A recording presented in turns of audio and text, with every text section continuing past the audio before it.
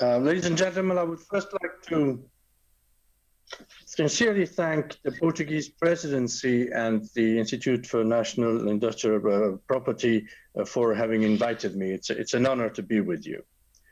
The subject of now is counterfeiting in the digital age.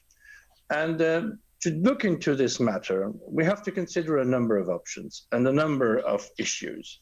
The first problem is that one has to actually understand the importance of IPR and how counterfeiting and piracy functions and its consequences in economic terms. Of course, we have to make sure also that we help enforcers as much as we can. And we do this in the EUIPO with the intellectual property enforcement portal, among other things. Last but not least, there will not be a solution to any of these problems unless we raise awareness of our fellow citizens and all the people who have some importance in decision-making and enforcement. We do this through an education program and a program that we call Ideas Power. So first, let us talk about the importance of intellectual property. You have heard already this morning a number of figures which were usually generated by joint studies that we have made together with the EUIPO or the OECD. And they are indeed impressive. IP-intensive industries correspond or generate 45% of the gross domestic product of the European Union.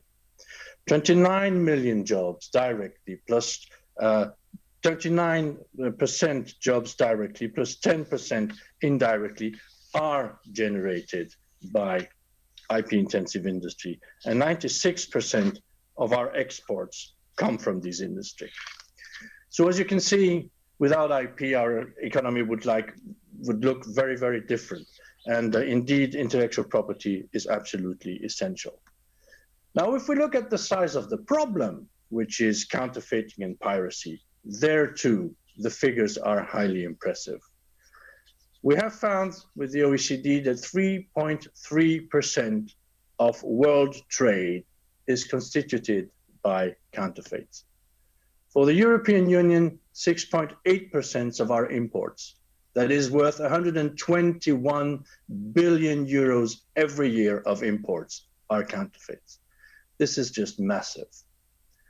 We studied more closely 11 different sectors, including pharmacy, and found out that we probably lose way over 650,000 jobs in Europe because of counterfeiting. Our authorities, our governments lose more than 15 billion euros in government revenue every year. When we look at piracy, it's more difficult to have figures, but we looked into detail into internet protocol television, these systems by which you look at television, encrypted television channels. And we found that the market of the pirates is worth 940 million euros.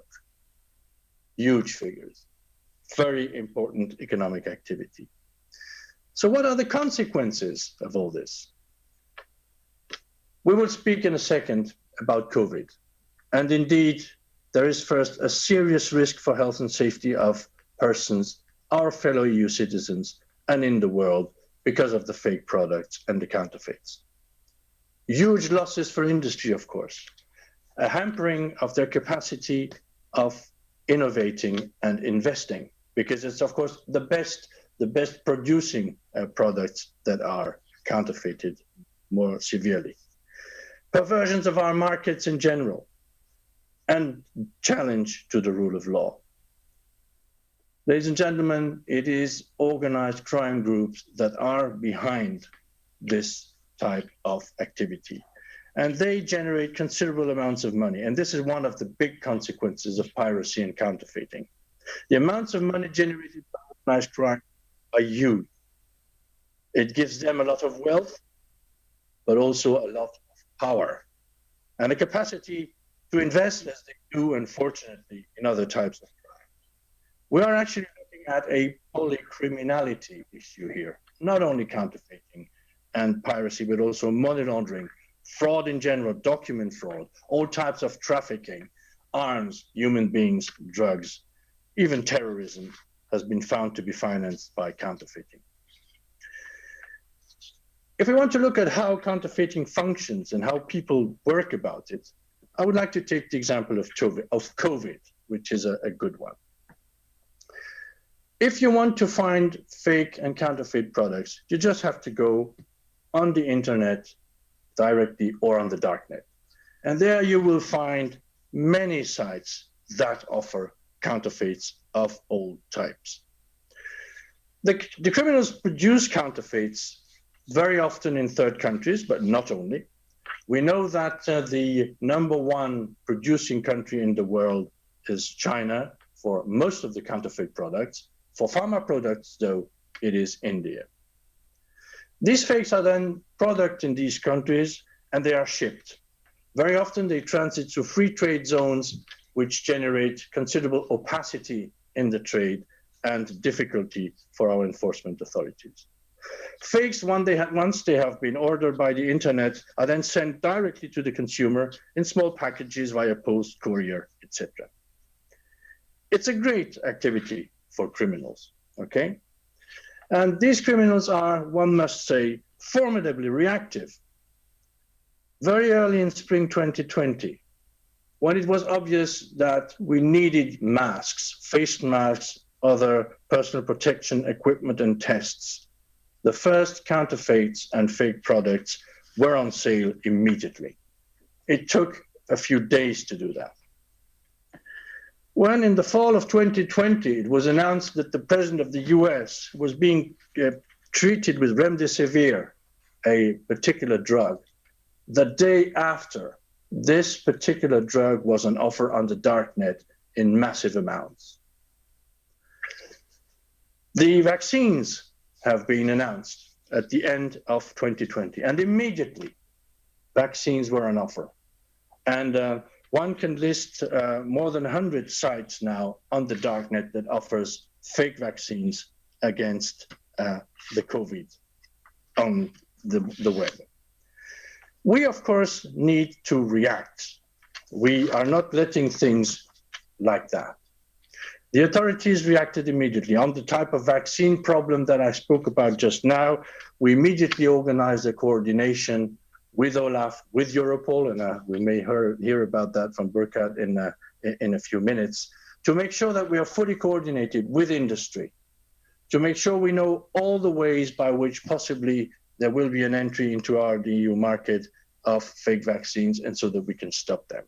So the first answer is cooperation, cooperation, cooperation between the private and the public sector, between all administrations, all enforcers, local, national, regional authorities, and of course also at the international level. If we want to fight, we need to have good and adequate laws to do that.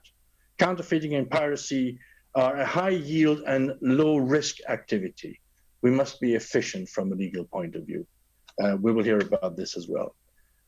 And I mentioned it already. We need to raise awareness. Our fellow citizens must know just how dangerous it is for them to buy these types of products, but also in general, it is bad for them to download illegally. It is bad for them to buy fake products, whatever they are, because it gives so much power to the crime that we want to fight.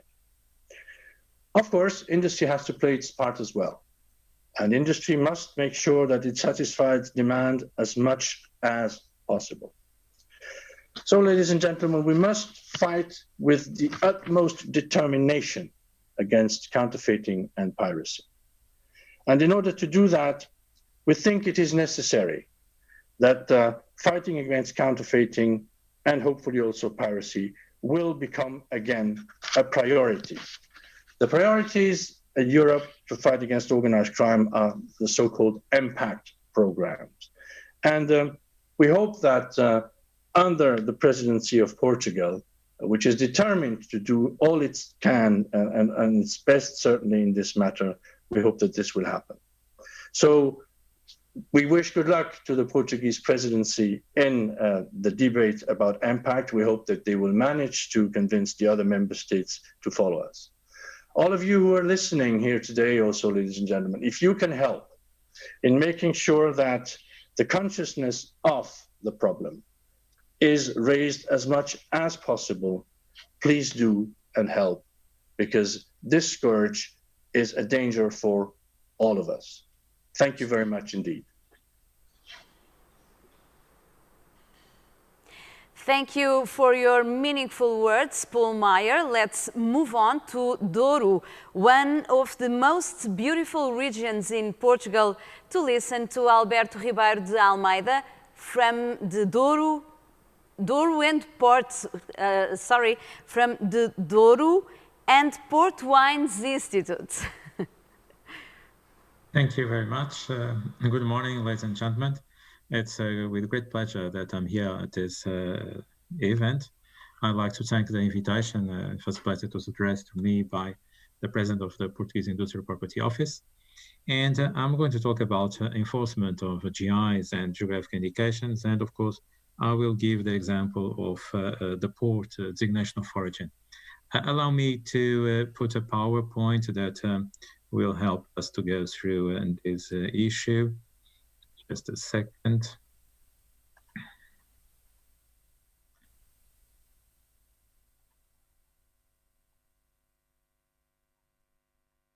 All right. Okay. I think you already see it. Thank you. So we're going to talk about especially the experience of port wine. It's important to underline that the name port has been used to identify wines and wines from the Douro region since 1619, so the beginning of the 17th century. It's also interesting to know that the first registration that we have at the Customs Authority to using the name exports of wine, using the name port, goes back to 1713, the beginning of 18th century. And the demarcation of the Douro region was made in 1756, so the middle of 18th century. And it was not just a demarcation, but also a regulation of the wine with a controlled body. And so we say that this is the first controlled appellation of origin, because it was not only the demarcation, but regulation and control the quality of the wine. Today, port wine is exported for more than 130 countries in the world. And so for us, protection and enforcement of the designation of origin in port is really very important. And why is it important to protect and enforce geographical indications and designation of origin? I'd like to underline some points here that you may see in more detail in this slide, but I'd like to underline 2 or 3 ideas. First of all, when we're talking about geographic indications and designation of origin, we're talking about a territorial mark. Allow me to use this expression, not technically correct, because it's not possible to produce this product with a GI or designation of origin in another country or in another continent. It has to be produced inside the region. So the whole value stays inside the region in the hands of the producers. So we need to protect these industrial property rights and enforce their protection in order to increase the value of the designation of origin or geographic indication. And this also means that we are increasing the standard of living of producers, especially grape producers, wine producers, small producers of those regions. That's why it's so important to enforce geographic indications and designation of origin. And concerning this enforcement, we must never forget that GIs are symbols of quality and origin. They identify a product, especially its national origin, of course, and not going through all the details. They identify a product as coming from a certain region with a certain quality. And at the Douro and Port Wine Institute, we have been fighting, I will give further on some examples, fighting usurpations, imitations, translations, evocations, misappropriation of reputation, dilution, and dilution by blurring or by tarnishment.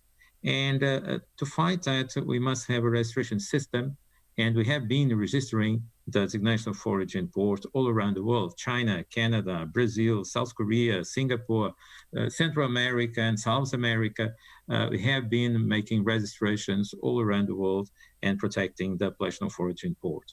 Of course, we should, in terms of enforcement, not only have, as we have, the power of the Customs Authority and civil measures that I will give some examples in a few moments, but also we need more rules concerning criminal measures. In Portugal, according to the Industrial Property Code, infringement of a GI, it's a crime. But at the European Union level, still have a lot to do in several European Union member countries, not talking about third countries at this moment. We are talking about property rights. Of course, it is a collective right, but it's a property right. So it must be protected also through criminal measures. That's something that we have to come back to this after some years ago discussion at the European Parliament on this issue. Going on with this protection and enforcement, allow me to use both words that are different, but here I'll use them both. What have we done at the Douro and Port Wine Institute to protect the name port? Concerning comparable products, we have, these are just some examples, just few examples from the last weeks or 2 months. So the end of last year and beginning of this year, several examples, as you can see, of oppositions that we made to trademark applications. And just in the last 2 months, we have made oppositions to applications of trademarks in Paraguay, India, Spain, Canada, Argentina, European Union, of course, trademark applications. So this is quite a huge task that we have concerning these misleading trademarks or trademarks that try to misappropriate the reputation of the appellation of origin port. And now I just gave some examples concerning comparable products, but also non-comparable products. It is always more difficult, and the European Union Intellectual Property Office has made, in fact, a huge effort in order to protect the designation of origin and GIs. I just gave some examples. The list could be longer, of course. One of the cases, the Portofino, that it was a European Union trademark application for coffee, for bread, ice cream, and so on. And the European Union Intellectual Property Office was very clear that it would take unfair advantage, this trademark, of the distinctive character and prestige of the appellation of origin. But there are many other cases, many other examples with cognac, with champagne. Usually, of course, I talk always about prestigious designation of origin. This does not happen with names that are not reputed all around the world, especially the European Union. But in any case, we still have a loophole in the European Union regulations concerning ingredients.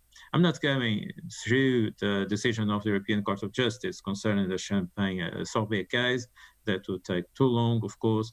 But this use of a name of an appellation of origin, a famous one always, it's famous appellation of origin like champagne, like cognac, like port, has several consequences concerning the reputation, the prestige of the designation of origin. Dilution, of course, by blurring, by tarnishment, misappropriation, and also contributes to the generation or degeneration of the designation of origin. But we must never forget that in the end, we are always protecting the investment that was made by the owners of this right, by the GI holders. Because if it was not that investment, these names would not have this prestige, this fame, this reputation, that others are taking advantage of it, unfair advantages, using that name in a distinctive way in products completely different, like chocolates or ice cream or something like that, saying that it contains wine with champagne or a port or a cognac, whatever. So it's a great challenge for us, and still we need some clear rules on this matter concerning ingredients or the use of the appellation of origin as an ingredient of other product, completely different, and putting it a very clear way on the label that with the word port or champagne or cognac, there are always the same appellation of origin. But let's go to the internet, to this digital era that we live today. And in this case, I would like to underline in first place domain names. There are, I just put three examples over there concerning domain names that contain references to port in this case, but there are several containing reference to designation of origin and GIs. And on that websites, usually you find authentic products and non-authentic products. And that's the huge problem. If you go to the first website that I have indicated there, you find port wine from the Douro region, but we find also wines not with the name port, usually not with the name port on the label, but fortified wines from South Africa or from Australia, for example, side by side with the port wine. But the website says port. So you try to find port, you won't buy port, but you go to a website that sells you products from South Africa or from Australia. And this is just some examples. We know that intellectual property rights obey to the territoriality principle, but internet is global. I'll try to give you here two examples, probably one of them some of you are aware, concerning the domain names, the top level generic domain names .vin and .wine. So I can, some years ago, recognize these new generic top level domain names.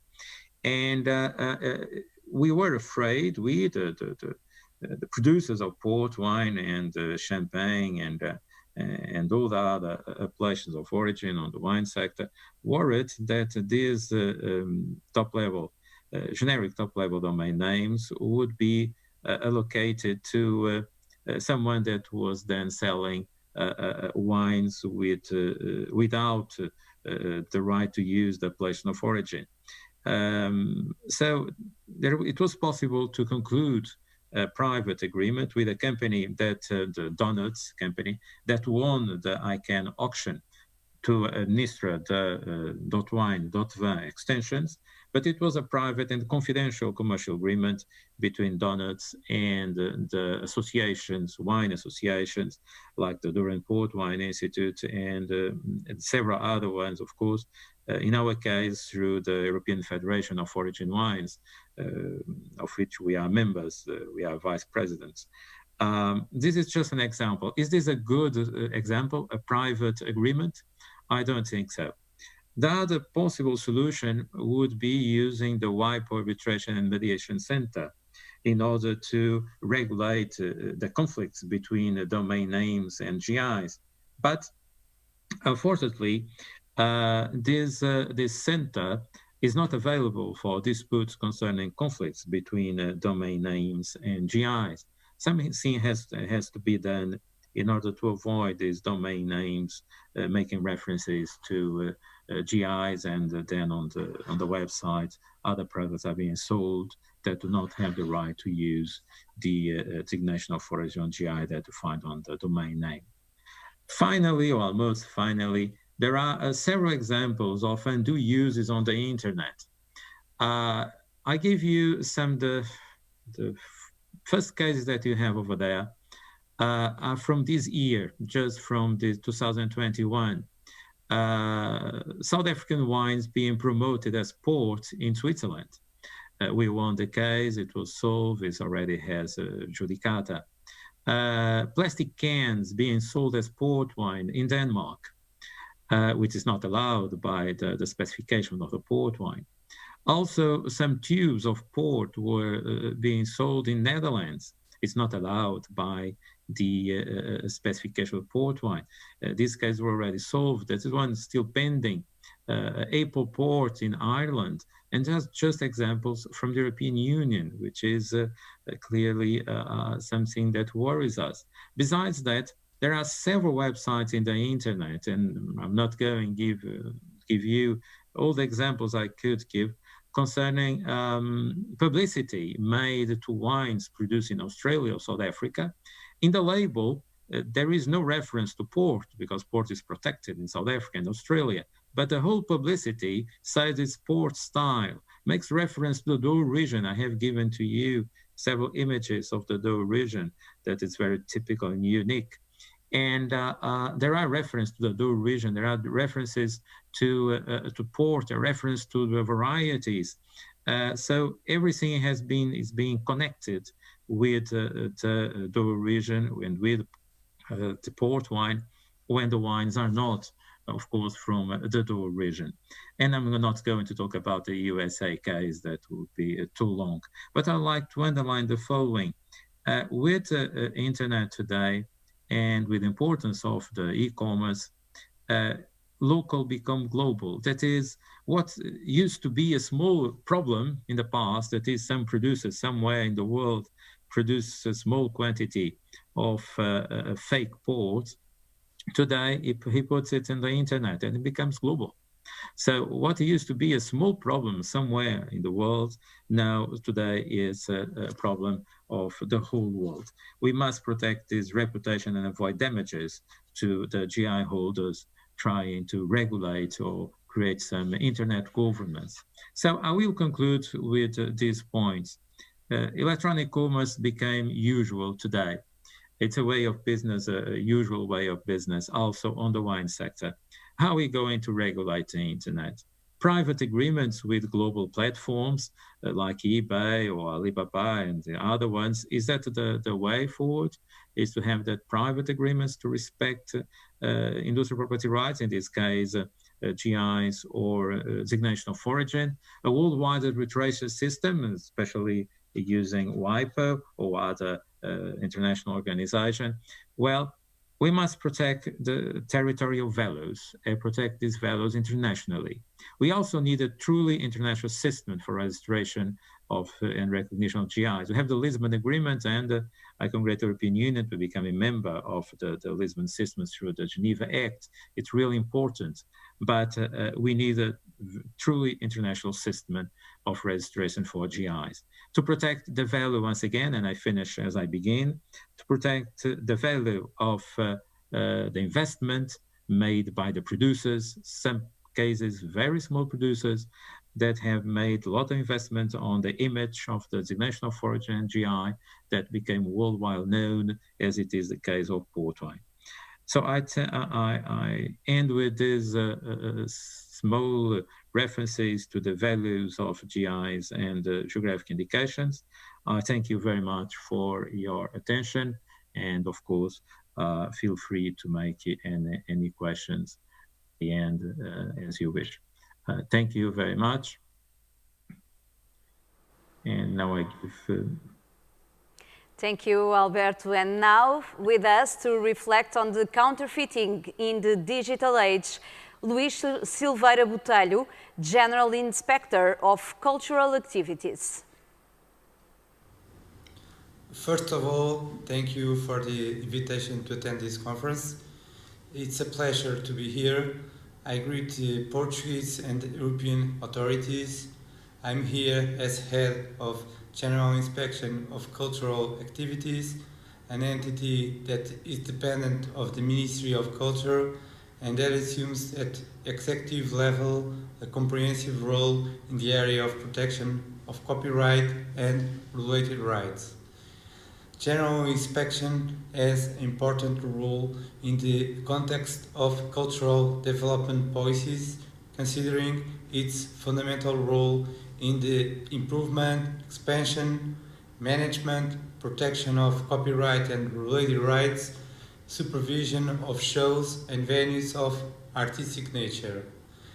In the scope of copyright and related rights, additional to the supervision and programs of a pedagogical, preventive and repressive nature, General Inspection also exercises a role of supervisory authority over collective management organizations that represent it.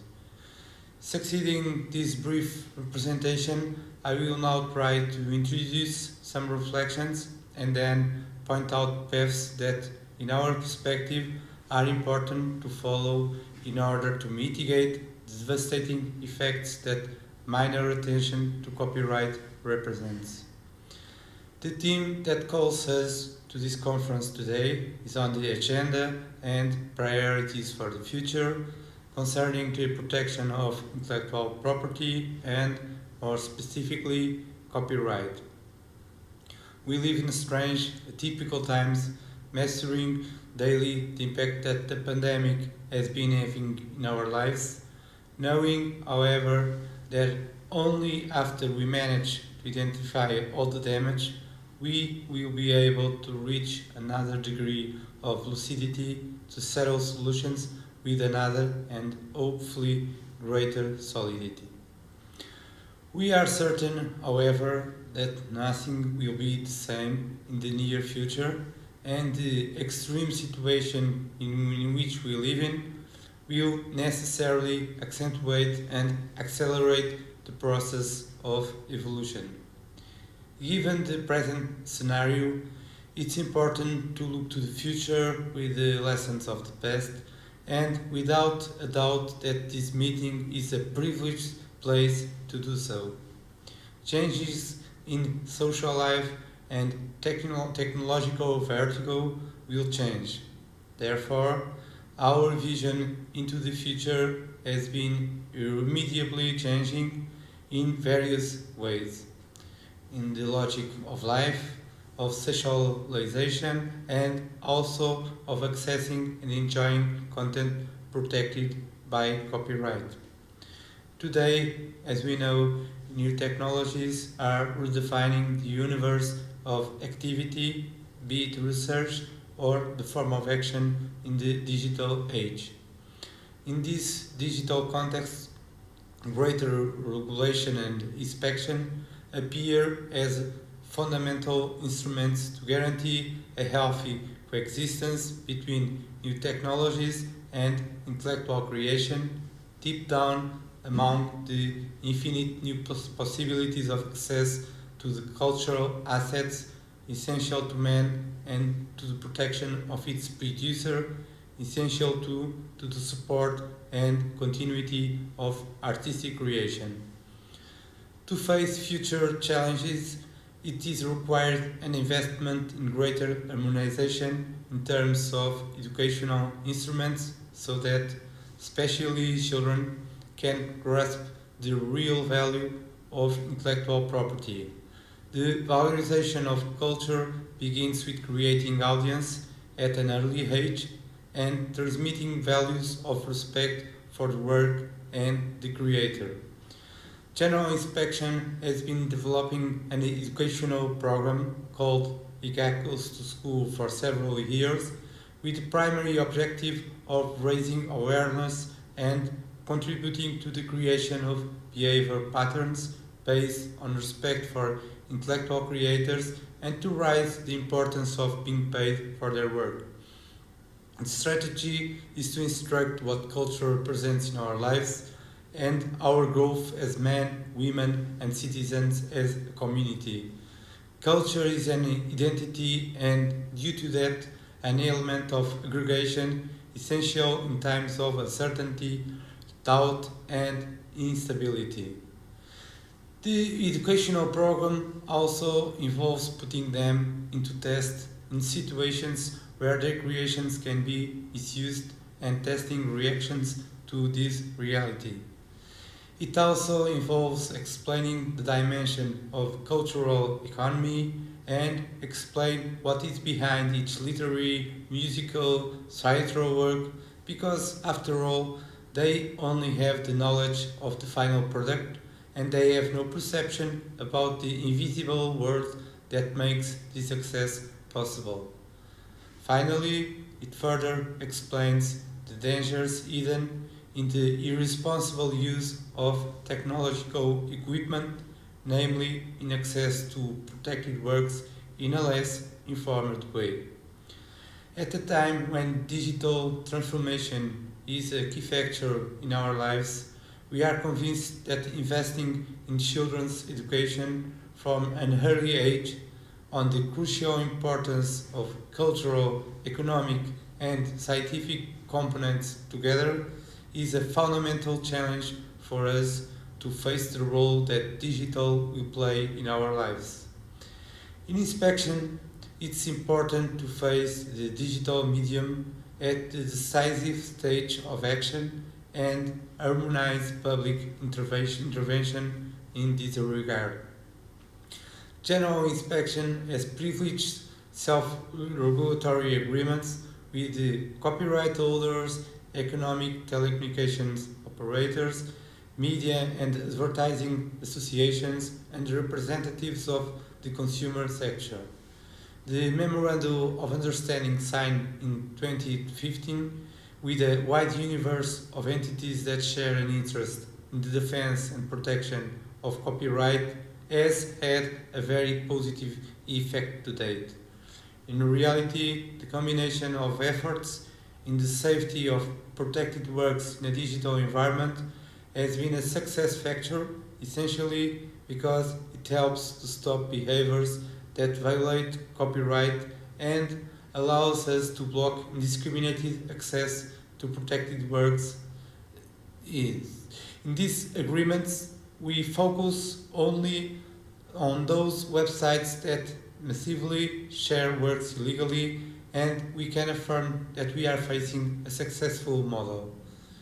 A future challenge will consist on bringing states closer together in the search for a model within the scope of electronic commerce that allows concerted action to contain the wide availability of protected works from those who have no right over them. Likewise, the printing press in the 15th century had to worry about protecting artistic expressions in material support, leading to the emergence of the first rules for the protection of the creators. We must be all committed and aligned to protect intellectual creations in digital support. We know the task is very complex, since the new technologies are moving irreversibly at a greater speed than the legal protection of intellectual creators and all those who support the commercialization of protected works. The task is even more complex than the difficulty in controlling the circulation of works still based on a territorial logic. Its complexity increases when the means of externalization of works are almost endless today, whether through social networks, blogs, the ease of manipulating data, image and content, the creation of virtual platforms, in short, by the media and multiple routes that prevent any consent and make control very difficult.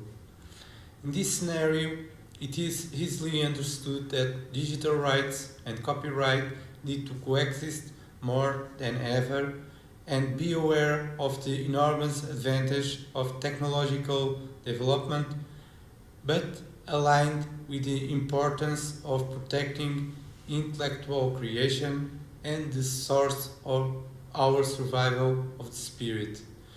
Challenges on copyright in digital age, the digital revolution that transports us to a third world, immerse important challenges that we have to face very realistically and effectively. The enormous digital flow, the speed of data exchange, and the lack of borders in the digital world demand more efficient control and inspection formulas. In this regard, it's essential to align digital law with copyright and look for ways to make them comparable as possible. It's important to bring internet service providers closer to the need to act effectively when there is an unequivocal demonstration of illegal availability of protected content, enabling more efficient ways of acting beyond the judicial one. It's essential to invest in the construction of transversal pedagogical programs that capture the younger generations and involve them as vehicles of the importance of intellectual property and alert them to the dangers of its dilapidation. Sensitizing children and young people to the damage suffered by the authors resulting from the illegal copying of original works is a task that must persist. It is necessary to prevent, combat, and avoid trivializing copyright violations that contribute to a perception of the insignificance of a right so important to our societies. Know how to take care of digital cultural heritage and preserve digital memory is also very important. Do not ignore the opacity of social networks where the flow of protected works has an exponential effect today. Prevent the copyright from being overcome by the logic of undifferentiated and indiscriminate use of works of authorship and artistic, literary, and scientific creations. Neither doing nothing or not doing enough will affect not only the property rights but also moral rights, with a devastating effect on the entire production chain that privilege art, science, and culture as the essential core of our lives. The circumstances we live in call for a collective effort in the search for solutions and the response to the drama of deprivation, which cuts across the world, must rescue our utmost commitment to the protection of those who so many offer us to the spirit. As ex-Cristina Bessa-Luís says, culture is what identifies the people with their purpose. And like we know today, probably more than ever, for the sake of survival, the creative force of culture must be our greatest factor of unity and identity. Thank you all for your attention.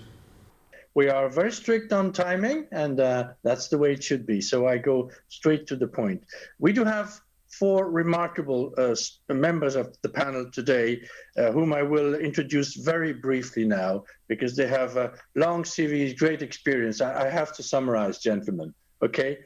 First, we will have José Luís Lopes da Mota. He's presently judge in the Portuguese Supreme Court and advisor to the Ministry of Justice for the 2021 Portuguese presidency. He is himself a former Deputy Minister of Justice, a former president, and certainly national member also of Eurojust, and he has 40 years of experience in prosecution and in the judiciary. So very, very great to have him. We also have Jorge Bento Silva, who has been an EU civil servant, so a good colleague since 1987, the year when I joined in too, by the way. Okay. And you are a senior expert in the organized crime and drug policy unit of DG Home, but you have extensive experience, Jorge, in EU external security domain. You had the geographical desk for a number of countries, and you have represented us, Europe, also in the OSCE and in the Arab League.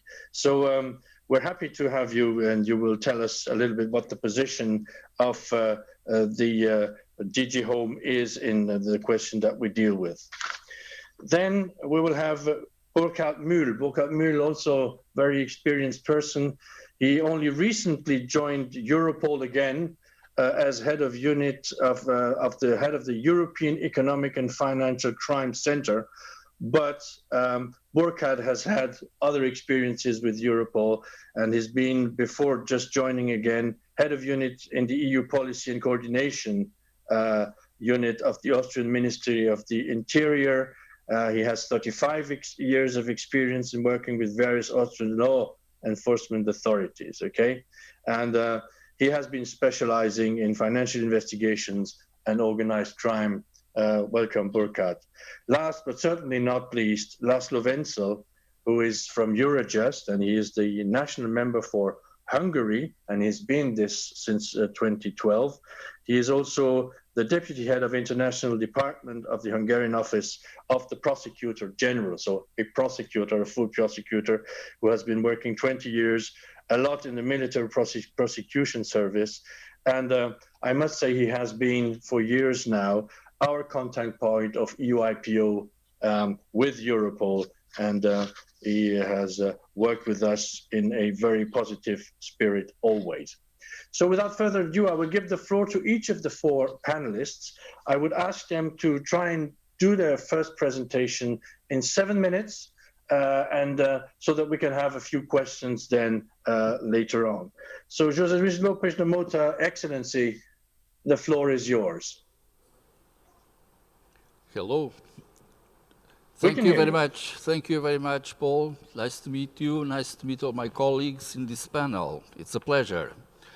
So let me start by thanking the INPI for the kind invitation to participate in this panel on counterfeiting, organized crime, and impact priorities. I will do it in my capacity as advisor to the Minister of Justice for coordination of the Portuguese presidency of the Council of the European Union. It's a great pleasure to meet and share this panel with friends and colleagues from EUIPO, DG Home, Europol, and Eurojust. Counterfeiting, organized crime, and IP rights protection by criminal law is a matter of high priority for the Portuguese presidency of the Council related to the area of freedom, security, and justice. Our aim is to put this topic in the agenda of the European Union and to deepen a reflection with all players. We are aware that this is a difficult and complex issue, but we have in mind that there is a need to provide and consolidate a common ground to move forward. In fact, in our view, a basic common approach on some elements are essential to be more effective in dealing with this reality as a criminal phenomenon of cross-border nature. In other words, we realize that all the efforts put in place for police cooperation must be complemented and framed by judicial cooperation by using all tools that are available to fight cross-border and organized crime, in particular special investigative techniques to gather evidence in full respect for fundamental rights. Police cooperation shall lead to judicial cooperation to prosecutions, prosecutions to convictions. However, for these results to be achieved, we think we must focus on a basic condition: criminalization and approximation of national legislations on counterfeiting by using all the possibilities that are offered by Article 83 of the Treaty on the Function of the European Union. Otherwise, no action at this level is possible and no satisfactory results can be achieved. This reflection already started during the informal meeting of Ministers of Justice on 29 of January. The meeting has been an excellent opportunity for a fruitful exchange of views involving ministers, commissioners for justice and home affairs, European Parliament, Europol, and Eurojust.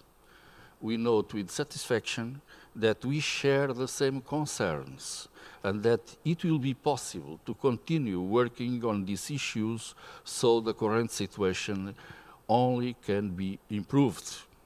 The work that has been done at European level, mainly the research, studies and reports presented by EUIPO in cooperation with Europol and Eurojust, and the experience of national authorities and these European agencies clearly show the close link between organized crime and counterfeiting.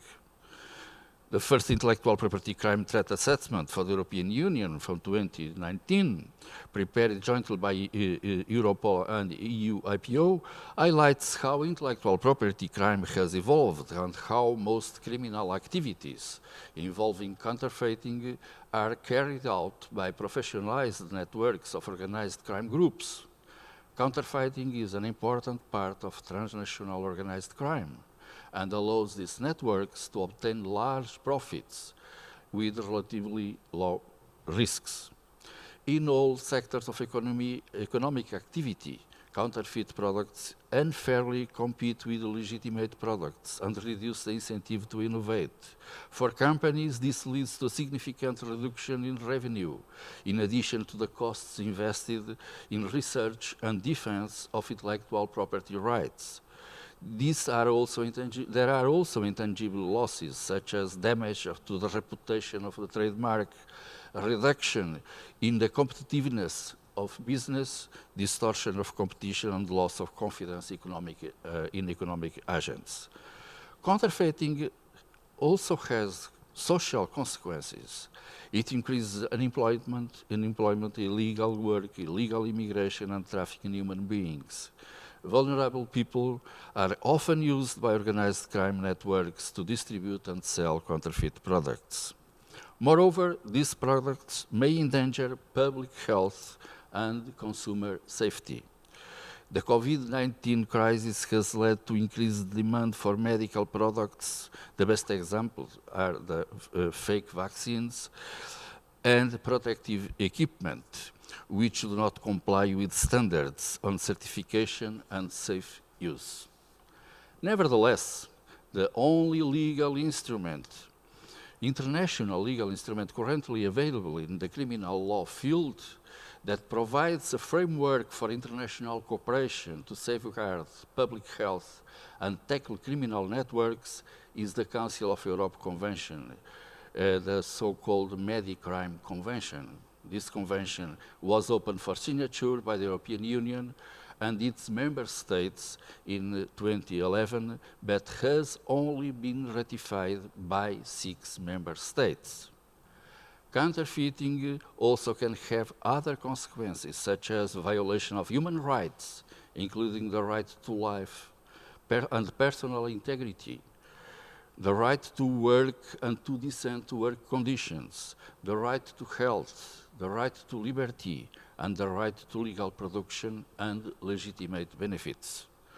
While the expansion of e-commerce has facilitated increased trade, it has also facilitated online distribution and sale of counterfeit products. Organized crime groups are making increasing use of internet and social networks for this purpose, preferring virtual assets as means of payment, as these operations are more difficult to detect and trace, thus facilitating the laundering of money. The European Union and the Member States are not the only economies suffering as a result of the effects of counterfeiting. As stated in the communication of the Commission of 25 November 2020, counterfeiting must become a higher priority. The Commission urges Member States and the Council to include IP crime among the priorities of the next EU policy cycle, the impact for 2022-2025. We strongly support this idea. Nevertheless, we take the view that there is an urgent need to go further. Despite awareness of the threat, a substantive criminal law instrument has not yet been adopted at EU level, resulting in difficulties for both judicial cooperation in criminal matters and police cooperation.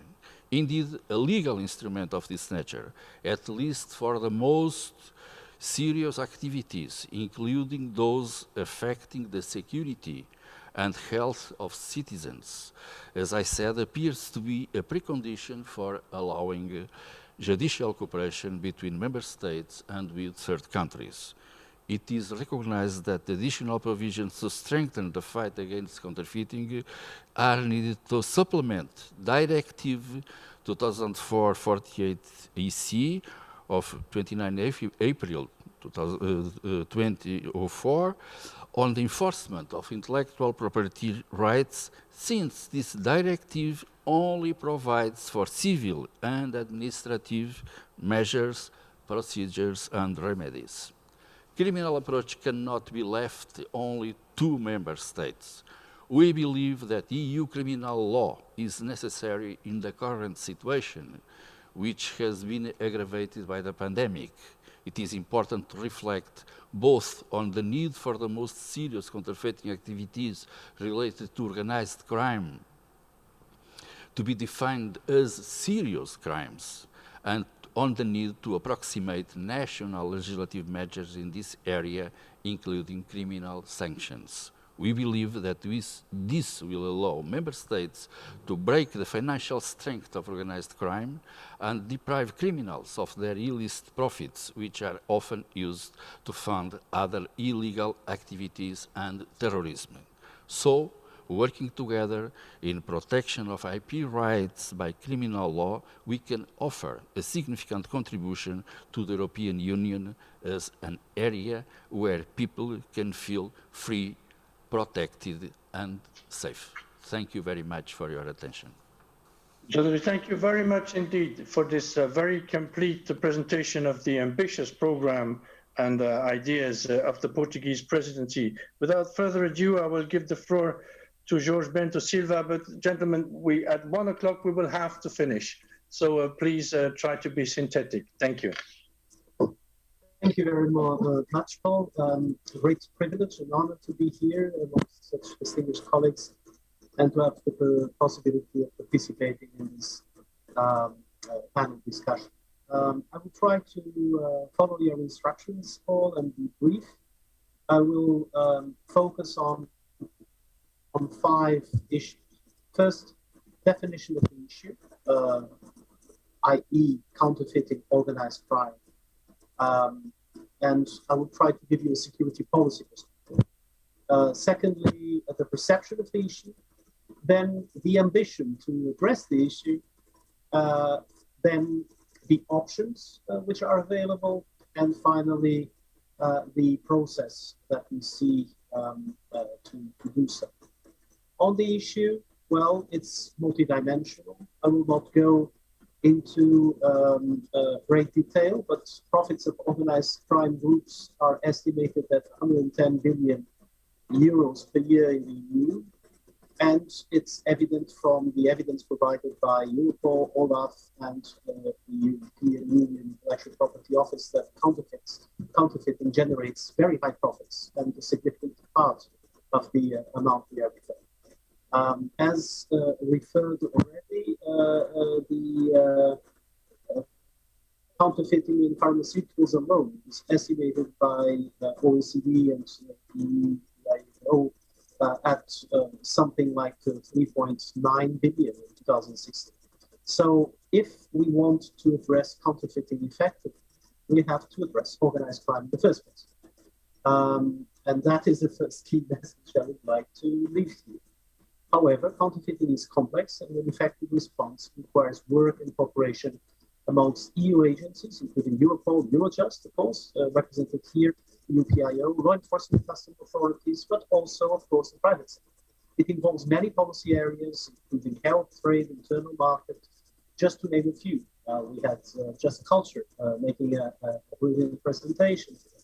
So we share the concerns expressed by Councillor Lopes-Lemort about the growing threats posed by counterfeiting, as he referred, not only to our economy, but also to health and safety. And I would underline that it's not just COVID. Electronic parts that end up in critical sectors such as energy and transport are being massively counterfeited.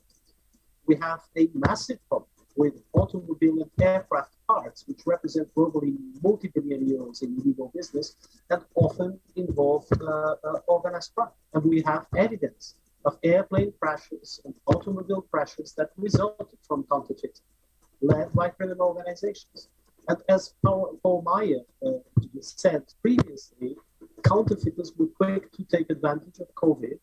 And during Operation Shield, but I'm sure Burkhard will say more about that, 30 billion COVID COVID-19 related counterfeited medical devices were seized. I will not go into the detail. I'm sure Burkhard will. But the main message from this first point is counterfeiting kills. Counterfeiting kills. The second contribution is on perception. And contrary to what I just said, perception varies significantly.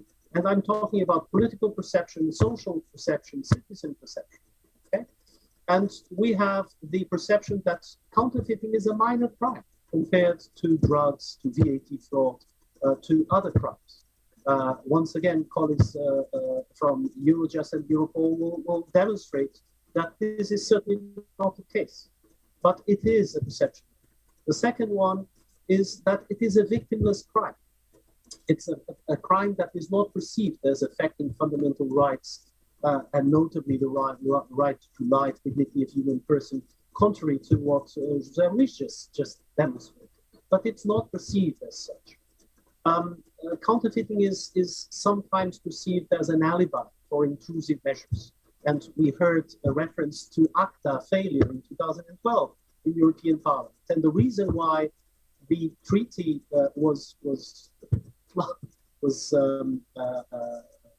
European Parliament voted against this was essentially because it was perceived as this sort of alibi for intrusive measures.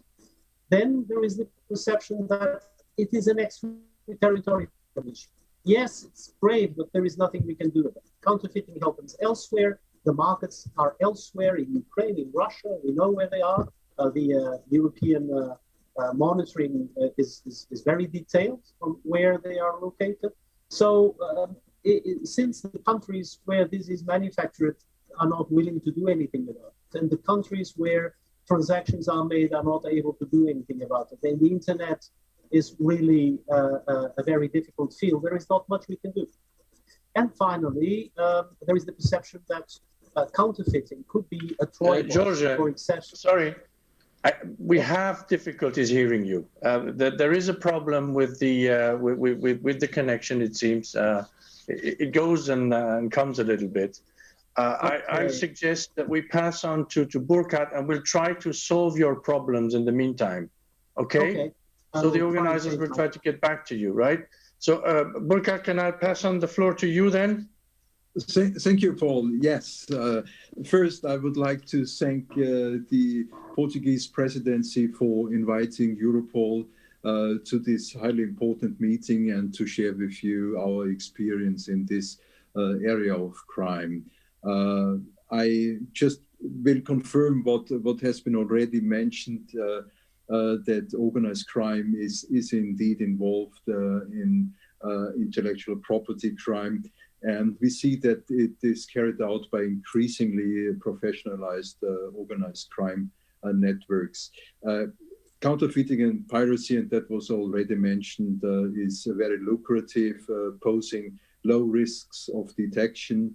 And the sentences for counterfeiting are usually considerably lower than for other criminal activities like drug trafficking, migrant smuggling, etc. And moreover, what we see is also that several EU member states have in recent years decreased their focus on fighting IP crime in favor of other emerging and urgent criminal threats and activities that are deemed more serious and harmful, such as drug trafficking, migrant smuggling, trafficking in human beings, and terrorism, of course, as well.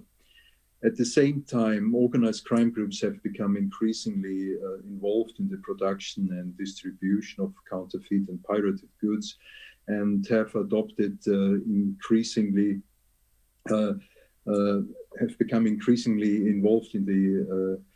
have adopted increasingly sophisticated and complex modi operandi facilitated by technological advancements and complex global distribution channels. Online marketplaces are increasingly becoming an important source of income for criminal groups engaged in the sale of counterfeit and pirated goods. And what we also see is that those organized crime groups are frequently involved in other criminal activities. Many of the organized crime groups involved in counterfeiting are transnational, operating across borders inside and outside the EU. Counterfeiting operations that occur across multiple jurisdictions pose, and that was mentioned already, a great challenge for law enforcement authorities. IP crime is rarely the only or even the main crime of those organizations. They usually commit all kinds of crime. So they are opportunistic in their approach.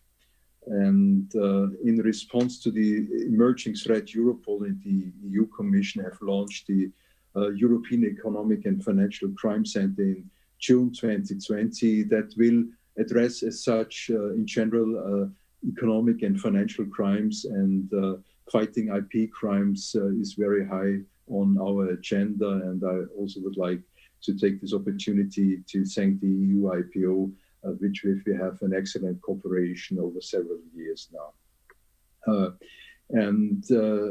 I also would like to briefly mention IP crime and its role in MPACT. As you know, currently the MPACT priorities are being defined in the policy cycle. The SOCTA, the Serious and Organized Crime Threat Assessment, will be published soon by Europol, and we will have recommendations also on IP crimes. Then this product will be the basis of further discussion in the Council, and the member states ultimately will decide on the crime priorities, and will have also then, of course, to make a decision whether IP crime will form part of the next MPACT cycle. But we are very hopeful in that regard. And finally, this MPACT priorities will then be approved by the Ministers of the Interior at their meeting in June 21. To give you some figures, in 2020, the IPC3, which is dealing with IP crime within the EFEC department, supported 29 operations, resulting in the arrest of 1,354 suspects and the seizure of 218 million euros. So quite significant. And we are confident that we can continue our operational support at the same level and maybe even increase in this year. I would like to mention one initiative that is quite significant. In 2020, Europol has supported the establishment of an IP crime network. This will consist of IP crime experts, and it will ensure continued awareness provided in this area of crime, and support the member states in strategic, but also, of course, in their operational investigations by exchanging information and experiences about best practices, modi operandi, and so on. And Europol, with the support of EUIPO, will bear the costs of the meetings of the network and will act as a secretariat, and therefore the network will not need to carry the burden of the logistics.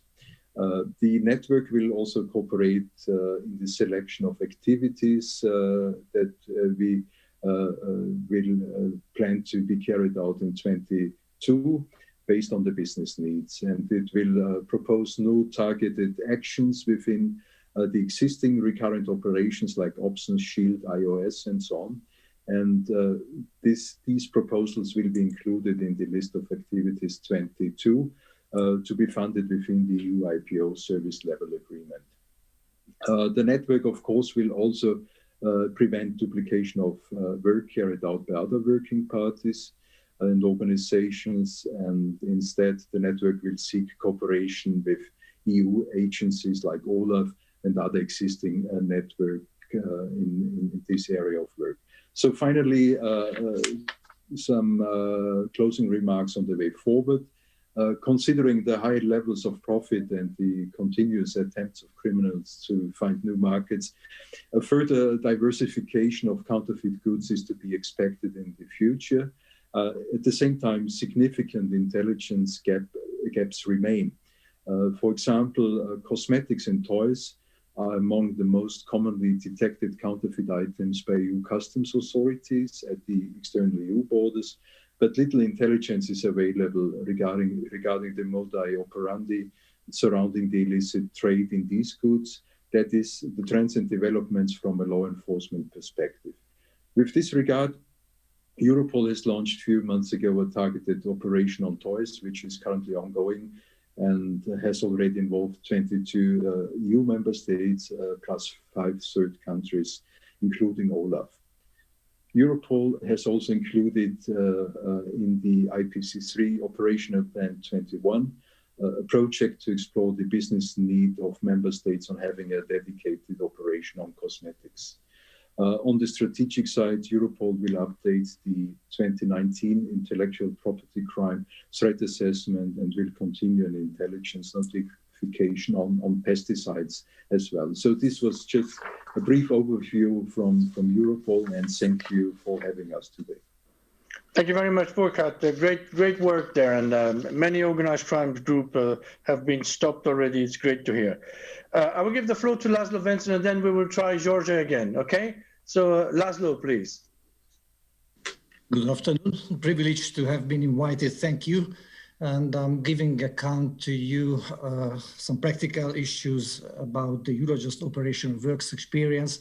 And just let me start with the summary of some magic words, which I think it's worth mentioning, which are criminalization, specialization, coordination, and finally digitalization. A lot of others, but these are the most important.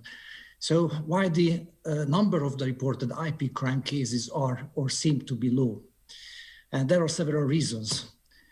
For example, let me list. These are the national crime legislations which are fragmented, already mentioned, with those competencies which are concurring to each other by the authorities, which authorities are usually and sometimes understaffed and sometimes non-specialized. And even between them, there is a lack of vertical or horizontal cooperation. And even we could list here as problems the rigid data protection rules.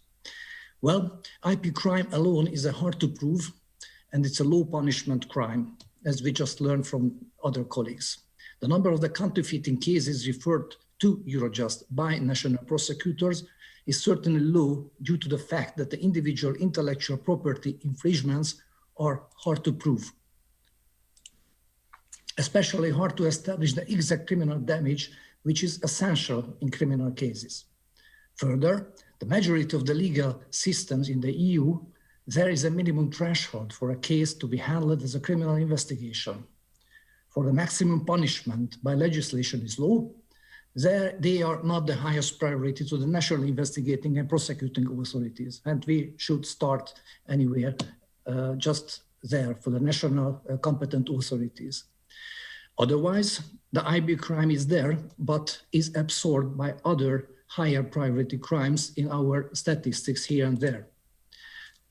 Small value or single transport of counterfeit, like small parcels, doesn't ring the bell of a cross-border organized crime, which is otherwise the natural habitat and modus operandi of the IP crime.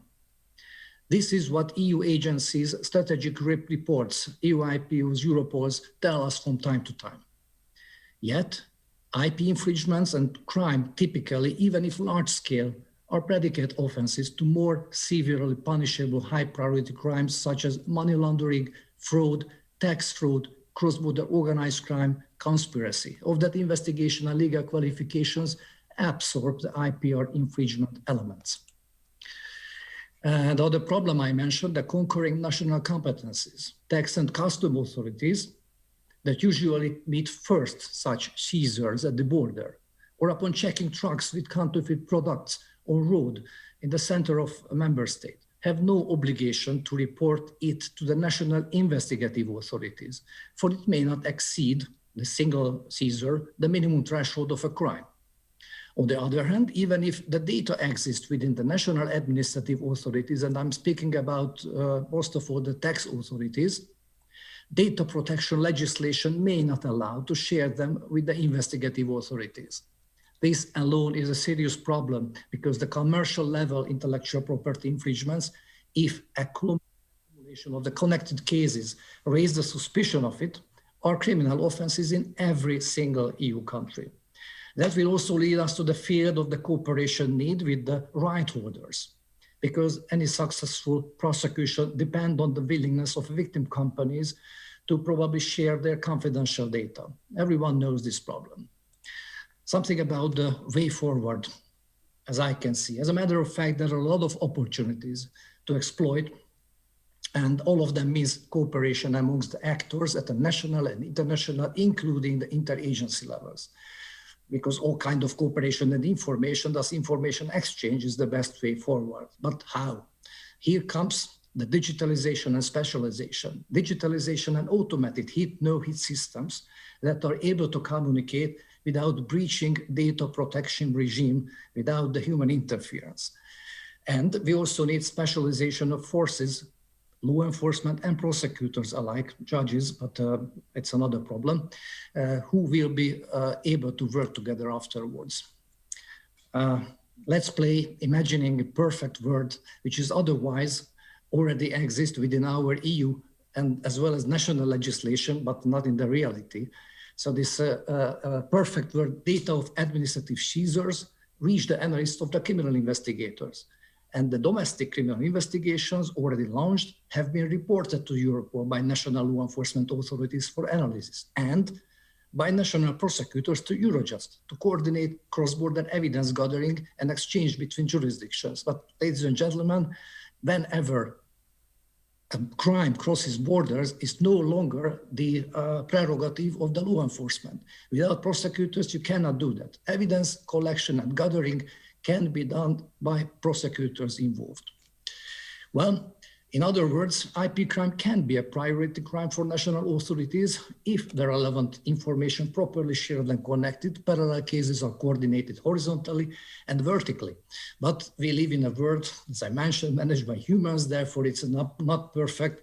At least reporting obligations of the stakeholders are quite fragmented. This is why we need that digitalization project. Regarding EUIPO, and OLAF are the best positioned pools of strategic and operational information regarding victims and administrative seizures, and Europol has the most information on criminal cases that need bi- or multilateral coordination amongst jurisdictions and competence to share them with Eurojust and the future and the present EPPO, but in the future it will operational, that is able to use this data proactively to get the judicial elements on board. Consequently, this matrix of interagency cooperation amongst the EU agencies are to be further enhanced. And I just hopeful that EU funds shortly will provide financing the IT systems, allowing sister agencies to introduce the automated hit, no-hit regime amongst at least Europol, Eurojust and EPPO, and probably many others, including OLAF. Upon these expected automatic hits, Eurojust can easily approach national judicial authorities to better identify parallel proceedings and have them coordinated so that the real nature of the cross-border crime phenomenon investigated domestic would come to light and the properly connected jurisdictions can react together accordingly.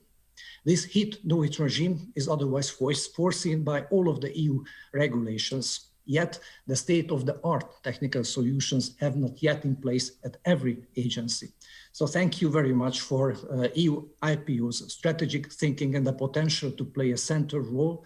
A lot of its initiations have already been alive in the judicial cooperation arena, such as the EU-wide networking of judges and criminal prosecutors with regular contacts of third countries' judicial experts, China, US included, and close cooperation, operational cooperation hammered already with Europol to broaden its analytical potential are long operational, and soon Eurojust can also enlarge its analytical support and proactive role in this IP crime area, profiting from a recently drafted service level agreement agreed with the EU IPO. So thank you for your attention. I finished.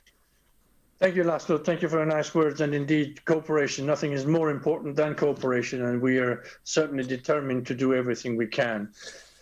George, shall I try you again? But I can give you only 2 minutes to try and summarize. Can we hear you now? Let's try. Oh, Can you hear me better. now? Yes. Okay. Much better. So I'll try to wind up. I was talking about the difficulties for policy development which come from parallax problems with misperceptions of the issue.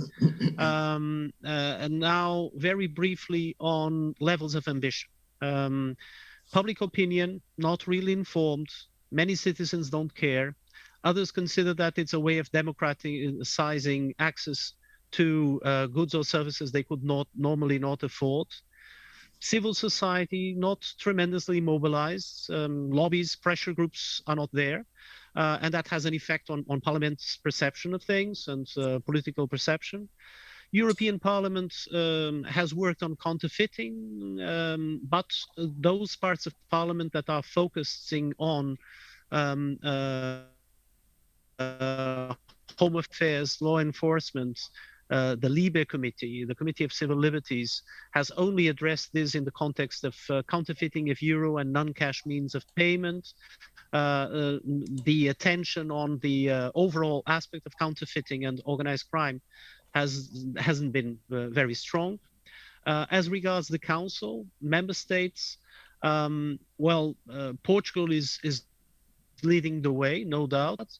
As Commissioner Breton said, we have to work together because this is a very heavy wagon for Portugal to pull alone.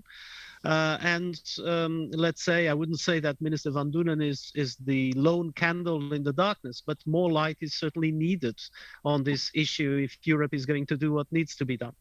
As regards the Commission, I can say that you have heard Commissioner Breton, and if my Commissioner, Ylva Johansson, was here, she would be just as emphatic. And many of the other colleagues are extremely committed. So what are our options? What can George, we have the problem briefly again now. I'm sorry, we have the problem again. You come and go, that's the way.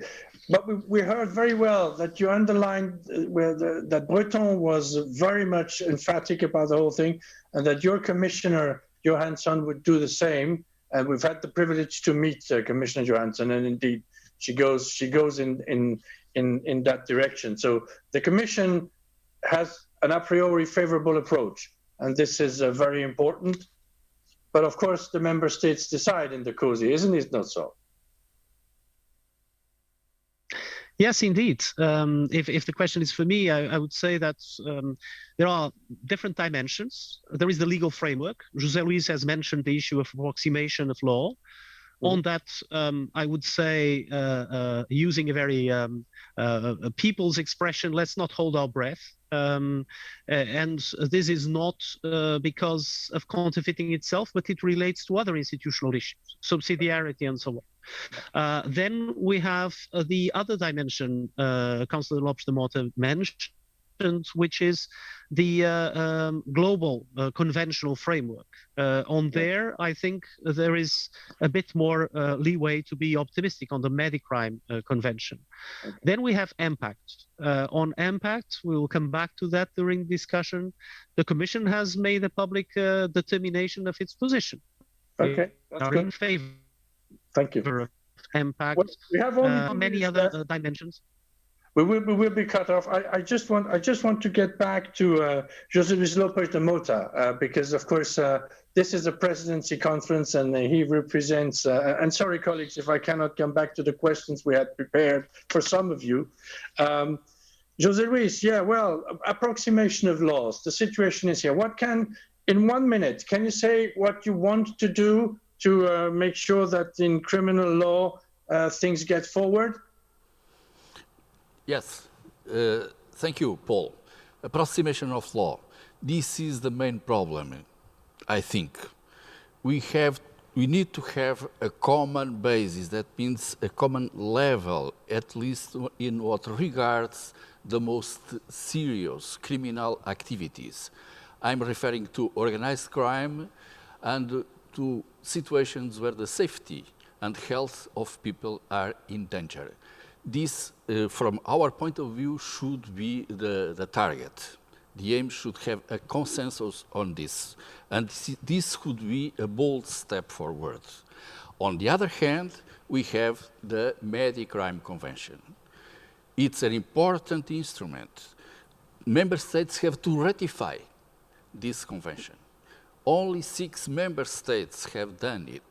As George already mentioned, I think this is easier than the approximation of legislation. We know, we are aware of these problems, and we try just to go forward and to do as much as we can in order to improve the current situation. Well, thank you very much indeed.